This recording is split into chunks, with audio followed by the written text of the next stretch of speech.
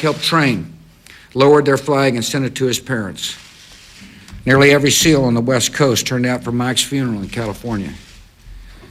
As the SEALs filed past the casket, they removed their golden tridents from their uniforms, pressed them onto the walls of the coffin.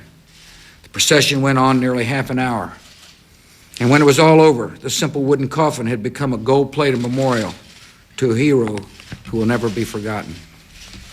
For his valor, Michael Monsoor becomes the 4th Medal of Honor recipient in the War on Terror.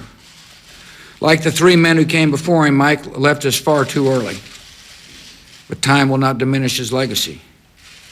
We see his legacy in the SEALs whose lives he saved. We see his legacy in the city of Ramadi, which has gone from one of the most dangerous places in Iraq to one of the most safest. We see his legacy in the family that stands before us filled with grief, but also with everlasting pride. Mr. and Mrs. Monsoor, America owes you a debt that can never be repaid. This nation will always cherish the memory of your son. We will not let his life go in vain. And this nation will always honor the sacrifice he made. May God comfort you. May God bless America. Come on up.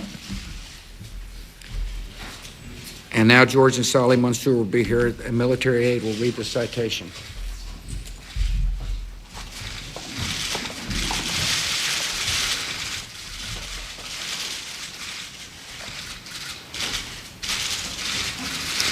The President of the United States, in the name of the Congress, takes pride in presenting the Medal of Honor posthumously to Master at Arms, 2nd Class, Sea, Air, and Land, Michael A. Monsoor, United States Navy, for conspicuous gallantry and intrepidity at the risk of his life, above and beyond the call of duty, while serving as automatic weapons gunner for Naval Special Warfare Task Group Arabian Peninsula, in support of Operation Iraqi Freedom on 29 September 2006. As a member of a combined SEAL and Iraqi Army sniper overwatch element, tasked with providing early warning and standoff protection from a rooftop in an insurgent-held sector of Ramadi, Iraq, Petty Officer Monsoor distinguished himself by his exceptional bravery in the face of grave danger. In the early morning, insurgents prepared to execute a coordinated attack by reconnoitering the area around the element's position. Element snipers thwarted the enemy's initial attempt by eliminating 2 insurgents.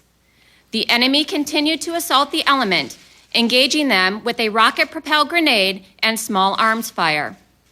As enemy activity increased, Petty Officer Monsoor took position with his machine gun between 2 teammates on an outcropping of the roof. While the SEALs vigilantly watched for enemy activity, an insurgent threw a hand grenade from an unseen location, which bounced off Petty Officer Monsoor's chest and landed in front of him. Although only he could have escaped the blast, Petty Officer Monsoor chose instead to protect his teammates. Instantly, and without regard for his own safety, he threw himself onto the grenade to absorb the force of the explosion with his body, saving the lives of his 2 teammates. By his undaunted courage, fighting spirit, and unwavering devotion to duty in the face of certain death, Petty Officer Monsoor gallantly gave his life for his country, thereby reflecting great credit upon himself and upholding the highest traditions of the United States Naval Service.